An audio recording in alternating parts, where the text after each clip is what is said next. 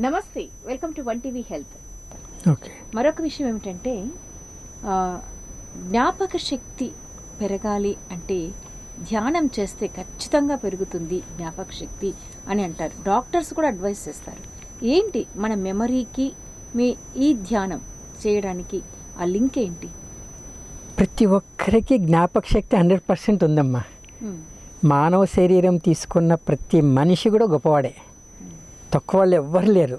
కానీ మన యొక్క జ్ఞాపక శక్తిని మనం ఎరుకలోకి తెచ్చుకోవాలి. అది ఎరుకలోకి ఎందుకు రాదు అంటే మన యొక్క మనసులోని ఉండేటటువంటి ఆలోచనలు అడ్డగిస్తుంటాయి. అవి అనుమానం కావచ్చు, లేకుంటే ఫెయిల్యూర్ గురించి ఆలోచించడం కానీ, భయం కావచ్చు, లేకపోతే ఒత్తిడులు కావచ్చు. కాబట్టి భయం అనేది ఖచ్చితంగా మనిషికి ఉంటుంది. భయమే సగము మనిషిని భయపెట్టేస్తుంది. కాబట్టి ధ్యానం చేస్తే ఏమవుతుందంటే ధైర్యం వస్తుంది. ఎందుకంటే మనిషికి ఆరోగ్యం వచ్చినప్పుడు ఏమవుతుందంటే భయపడడు, ఇంకా కొంచెం నేను జీవించగలను అని కాస్త ధైర్యం వస్తుంది. అంటే నన్ను నేను రక్షించుకోగలను, నేను ఆరోగ్యంగా ఉండగలను అనే కొత్త కాన్ఫిడెన్స్ అనేది వస్తుంది. జ్ఞాపక శక్తి అంటే మనం ధ్యానం చేసినప్పుడు ఏమవుతుందంటే మన అంతర్గతంగా కూడా మనం ఏమి ఆలోచించాలి, ఏమి ఆలోచించకూడదు అనేది ఫిల్టర్ అయిపోతుంది. అంటే అనవసరమైన ఆలోచనలన్నీ కూడా కట్ అయిపోతాయి. అప్పుడు ఏమైపోతుంది, మనము థింకింగ్ చేసినప్పుడు మన శక్తిని కోల్పోకుండా మనం ఎక్కువగా ఆలోచన చేసామనుకోండి, అప్పుడు ఆలోచన సరైన ఆలోచన అయితే మనకు శక్తి పెరుగుతుంది. అదే నెగిటివ్ ఆలోచన అయితే శక్తిని కోల్పోతారు. ఎప్పుడు శక్తిని కోల్పోతారో మనకు గుర్తుకు రావాల్సింది రాదనమాట. కాబట్టి ధ్యానం చేసినంత మాత్రాన మనము శక్తి ఉంది అనుకోకూడదు.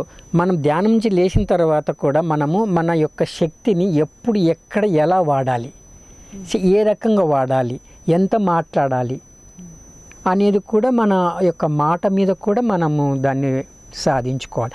ఇంకా మెమొరీ అన్నారా, ఖచ్చితంగా వస్తుంది. అంటే ఇప్పుడు conscious mind, sub conscious mind అని ఉంటుంది. ఇప్పుడు మీరు స్టవ్ దగ్గరికి వెళ్తారనుకోండి, మీకు ఏం తెలియదు, రోజు వెళ్తారు. వెళ్ళినప్పుడు వెంబడి ఏం చేస్తారు, అగ్గిని ఇలా వెలిగిస్తారు. వెలిగించిన వెంటనే సబ్ కాన్షియస్ మైండ్ ఏం చేస్తారు, జాగ్రత్త కాలుతుంది అని మీకు చెప్పేసి ఉంటుంది. అది మీకు ఎరుకలోకి రాదు. ఏ జాగ్రత్త కాలుతుంది అని అది చెప్పేసి నువ్వు ఆచరిస్తుండే మీ మైండ్కి రాదు. సబ్ కాన్షియస్ మైండ్ ఎప్పుడు కూడా మనం రక్షిస్తుంటుంది. ఎందుకు, అది ఒకసారి మనం అగ్గిని తాకినప్పుడు ఇది కాలుతుంది అనేది సబ్ కాన్షియస్ మైండ్ తీసేసుకుంటుంది. అంటే మన యొక్క వ్యవస్థను కాపాడేటటువంటిది ఏది ఉందో మనకు మంచి చేసేదంతా సబ్ కాన్షియస్ మైండ్లో వెళ్ళిపోతుంది. స్టోరేజ్ లాంటిది. ఆ సబ్ కాన్షియస్ మైండ్ మనకు యాక్టివేషన్ అవుతుంది. కాబట్టి మీరు చూడండి, ఒక స్వీట్ని చూస్తారు, చూసిన వెంబడే మీకు ఏమనిపిస్తుంది, అంటే ఎందుకు తినాలనిపిస్తుంది, అది రుచిగా ఉంటుంది, అంటే టేస్ట్ ఎలా ఉంటుంది, అదన్నీ సబ్ కాన్షియస్ మైండ్లో ఉంటుంది. అది ప్రతిసారి గుర్తు చేయదు. టేబుల్ చూసినప్పుడు స్వీట్ని గుర్తు చేయదు, అంటే అక్కడ ఫిల్టర్ చేసిపోతుంది. అది కాన్సన్ట్రేషన్, మనకు జ్ఞాపక శక్తి అది మనకు బాగా యాక్టివేషన్ అవుతుంది. సో ఈ రకంగా మన మనసు ద్వారా ఇప్పుడు కూడా మనం మంచి పనులు చేస్తాం కదా, మంచి పనులు చేసింది కూడా మన సబ్ కాన్షియస్ మైండ్కి వెళ్ళిపోతుంది.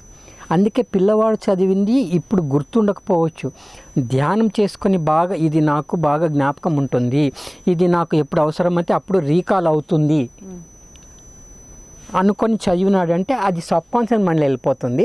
రాసేటప్పుడు ఆటోమేటిక్గా రాసేస్తారు. కాబట్టి జ్ఞాపక శక్తి చాలా పెరుగుతుంది. ఇప్పుడు ఒక సైంటిస్ట్ ఉన్నాడు, అతను ఎలా ఉపయోగిస్తున్నాడు మైండ్ను, అదే ఏకాగ్రతతో. అంటే తాను చేసే పని మీద ధ్యాస పెట్టి దాన్ని చేస్తాడు. ఇది ధ్యానం అంటే ఒక పని చేస్తూ దాని మీద ధ్యాస పెడితే మనం సక్సెస్ అవుతాం. మనం ఒక పని చేసి 2 ధ్యాసలు పెట్టామంటే అక్కడ శక్తి అనేది డివైడ్ అయిపోయింది. ఇప్పుడు నేను చెప్తున్న దాని మీద నాకు ఇంకా ఏం ధ్యాస, నేను ఎలా చెప్తున్నాను, ఏ రకంగా చెప్తున్నాను, ఎలా అర్థమవుతుంది వివరిస్తున్నాను చెప్పి ధ్యాస పెట్టి నేను చెప్తున్నాను. సో నేను చెప్తున్నానంటే నాది నేను అక్కడ కూర్చొని వింటుంటానన్నమాట. సో ఈ రకంగా మనం అలా చెప్పామంటే మనలో క్లారిటీ వస్తుంది, మనకు కూడా జ్ఞాపకం ఉంటుంది. జ్ఞాపశక్తి ఖచ్చితంగా పెరుగుతుంది, ఇందులో ఎటువంటి సందేహం లేదు.